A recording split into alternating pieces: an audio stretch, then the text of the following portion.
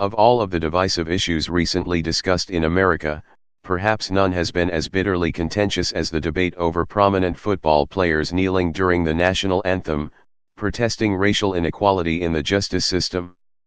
Recently, President Trump offered a potential breakthrough, saying, "I am going to ask all of those people to recommend to me people that they think were unfairly treated by the justice system, so they can be potentially pardoned or have their sentences commuted."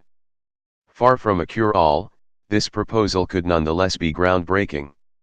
It gives a real-world path forward to a seemingly intractable controversy. Until now, the debate has decayed into claims and counterclaims about a lack of dedication to bedrock American principles.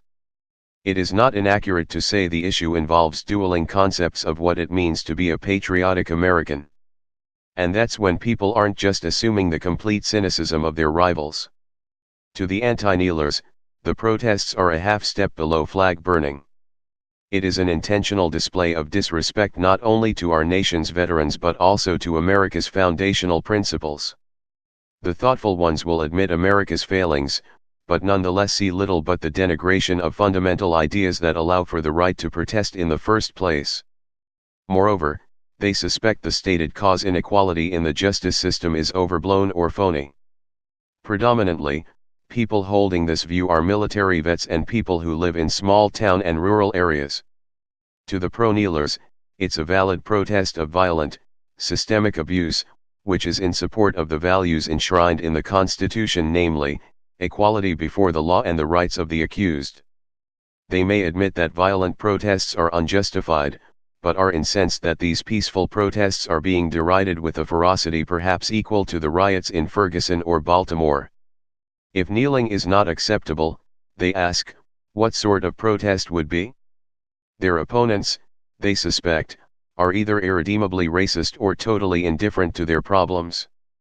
This group is predominantly minorities and urbanites. These dueling points of view are not likely to reconcile anytime soon. Making progress more difficult is that prominent leaders on both sides are viewed with deep suspicion. The first kneeler, Colin Kaepernick, famously said that he knelt because "I am not going to stand up to show pride in a flag for a country that oppresses minorities," and has also worn t-shirts celebrating communist thug Che Guevara.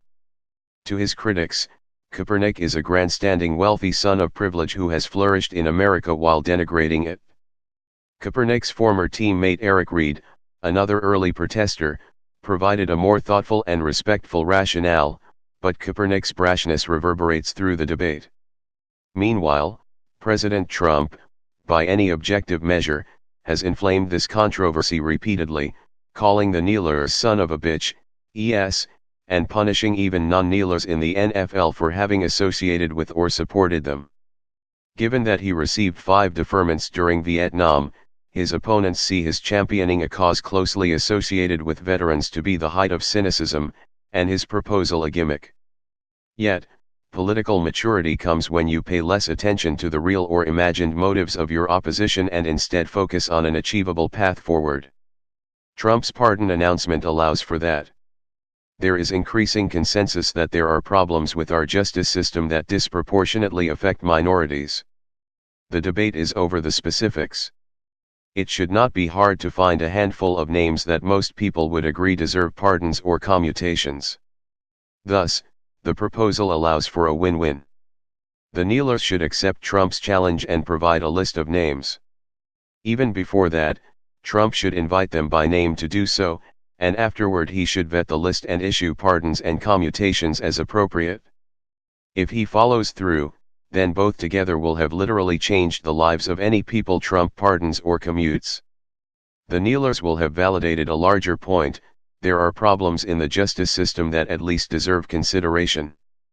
The Trump administration, and those generally alienated from the protests, can demonstrate in good faith that they are not indifferent to any real injustices, without conceding that the trouble is as widespread as their opponents contend, or that it taints America's precepts.